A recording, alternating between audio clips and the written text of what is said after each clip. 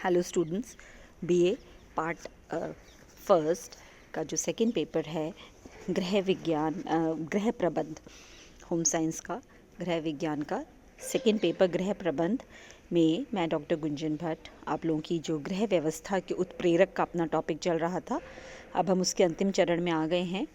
गृह व्यवस्था के उत्प्रेरक में हमने मूल्यों के बारे में अच्छे से जाना कि मूल्य क्या होते हैं, उनका वर्गीकरण समझा, लक्ष्य हमने कर लिया है और आज हम इसका जो तीसरा उत्प्रेरक है स्तर, उसके बारे में हम जानना चाहेंगे, जानने की चेष्टा रखेंगे। स्तर जो होता है,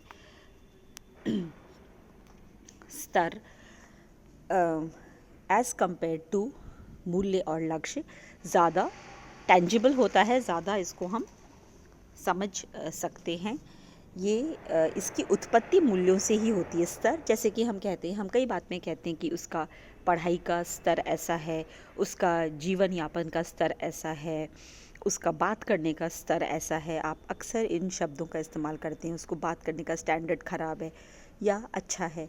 तो स्तर की जो उत्पत्ति है वो मूल्यों से होती है। जैसे हमारे मूल्य होंगे, यानी कि हम ज़िंदगी में जिन बातों को ज़्यादा महत्व देते हैं, मूल्य हम बहुत अच्छी तरह डिटेल में कर चुके हैं, तो मैं बार बार मूल्य आपको नहीं समझाऊंगी।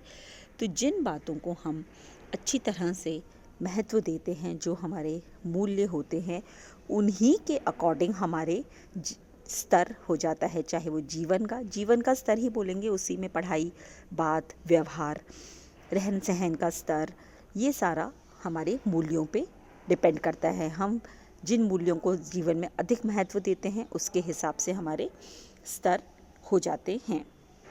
स्तर मूल्य एवं लक्ष्य की अपेक्षा अधिक स्पष्ट होते हैं, साफ होते हैं, निश्चित होते हैं, स्थूल होते हैं और व्यवहारिक होते हैं।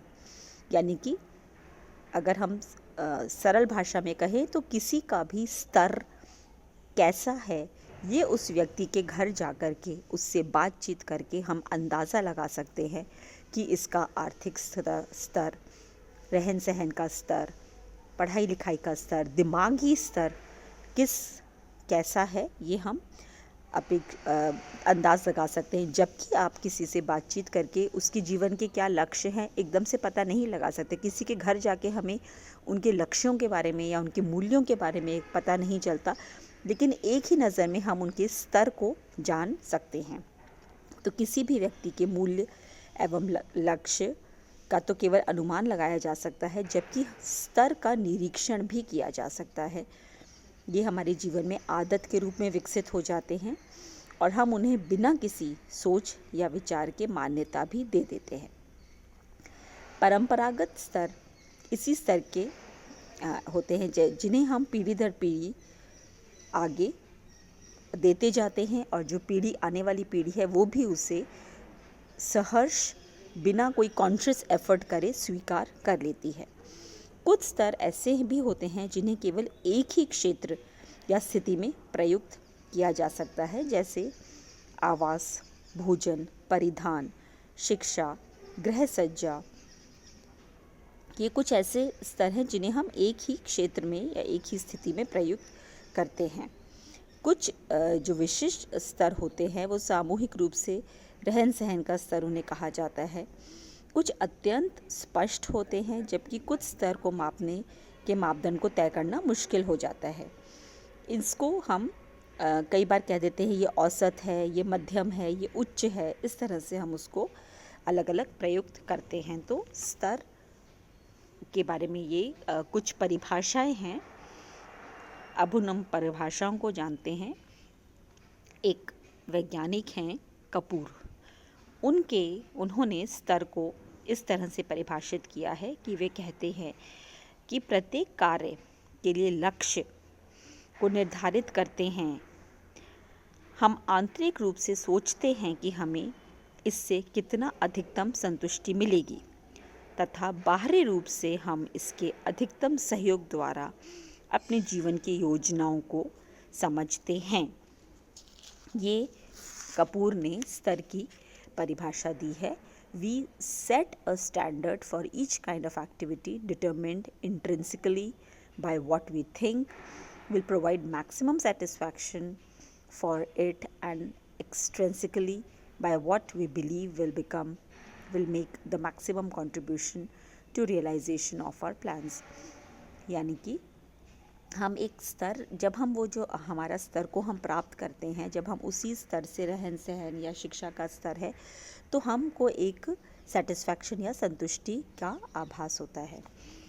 एक अन्य साइंटिस्ट ग्रॉस एंड क्रेंडल ने भी स्तर की परिभाषा की है।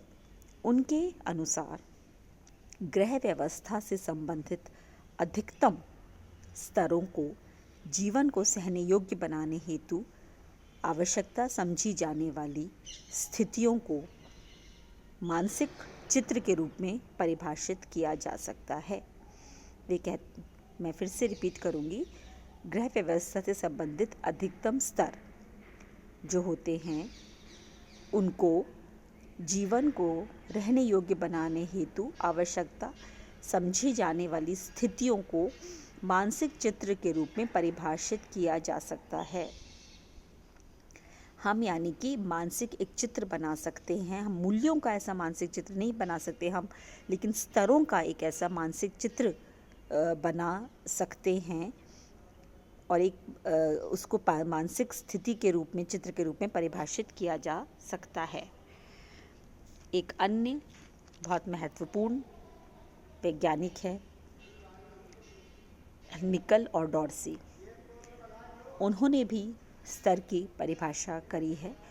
उन्होंने कहा है स्तर मूल्य के मापक होते हैं।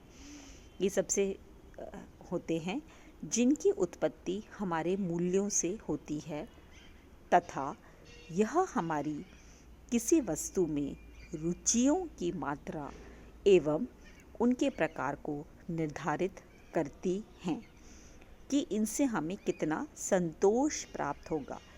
यानी कि इसमें दो बातें हैं। स्तर एक तो क्या हुआ, मूल्यों के मापक हो गया कि जिसका जैसे मूल्य होंगे जीवन में उसका वैसा ही स्तर होगा।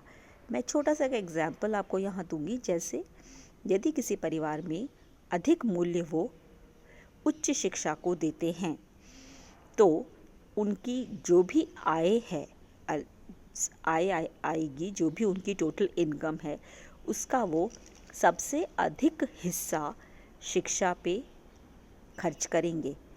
उच्च शिक्षा के लिए जो भी बच्चों को एडमिशन करवाना, किताबें खरीदना, उनकी पढ़ाई लिखाई से संबंधित कोई कोचिंग है, कोई और एक्स्ट्रा चीज़ें हैं, कंप्यूटर खरीदना है, लैपटॉप खरीदना है, उनका अधिक अनुपात खर्च होगा किस पर? पढ़ाई पर, क्योंकि उनका मूल्य उच्च शिक्षा प्राप्त करने का ज़्यादा है। इसके विपरीत यदि कोई ऐसा परिवार है जिसको मूल्यों में ज़्यादा ऐशो आराम से रहना, बड़ी गाड़ी, बड़ा मकान, तो वो शायद उच्च शिक्षा प्राप्त करने के लिए बच्चों को विदेश ना भेज के सोचें कि इतना अधिक धन विदेश में खर्च होगा या इतना अधिक धन कोई फलाने इंस्टीट्यूट में खर्च होगा। इसकी जगह इनकी पढ़ाई का खर्चा कम करके उनका अनुपात ज़्यादा घर की साज सज्जा और इन चीज़ों में, बड़ी गाड़ी खरीदने में, इसके लोन लेने में अधिक खर्च होगा। तो इससे यह स्पष्ट होता है कि जो स्तर है, और हम उनको जाते ही हम समझ जाएंगे, आप मिलेंगे तो आप माप सकते हैं कि इनका स्तर क्या है। तो जो उनके मूल्य हैं उसके हिसाब से उनका स्तर है। तो स्तर जो है वो मूल्यों का एक तरह से माप होता है। स्तरों की उत्पत्ति भी हमारे मूल्यों से ही होती है। ये हमारी किसी चीज़ में कितनी रुचि होगी इसका भी मात्रा से हम इसको निर्धारित कर सकते हैं, और किसी चीज़ से हमें कितना संतोष प्राप्त होगा ये भी स्तर से ही पता चलता है। तो निकल एंड डॉर्सी ने ये परिभाषा दी है। ये स्तर के बारे में हमने आज जाना। तो इन सब परिभाषाओं से हम ये निष्कर्ष निकाल सकते हैं कि स्तर एक आंतरिक मानक है जिसका चित्र व्यक्ति के मानस पटल पर चित्रित होता है। व्यक्ति इसे पूरा करता है। कोई बाहरी नियम या दबाव नहीं होता जो व्यक्ति को उसे पूरा करने के लिए दबाव डालता है।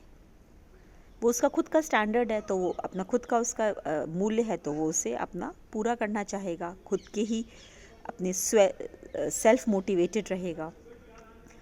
यह केवल व्यक्ति विशेष या समूह द्वारा मान्यता प्राप्त तरीकों से किया जाता है, अर्थात यह जीवन को जीने योग्य बनाने हेतु आवश्यक समझी जाने वाली स्थितियों का मानसिक चित्र है। इसकी प्राप्ति से संतोष एवं नहीं मिलने से दुख व असंतोष और बेचैनी होने लगती है। अब स्तरों का भी वर्गीकरण किया गया है, उसको हम आगे देखेंगे।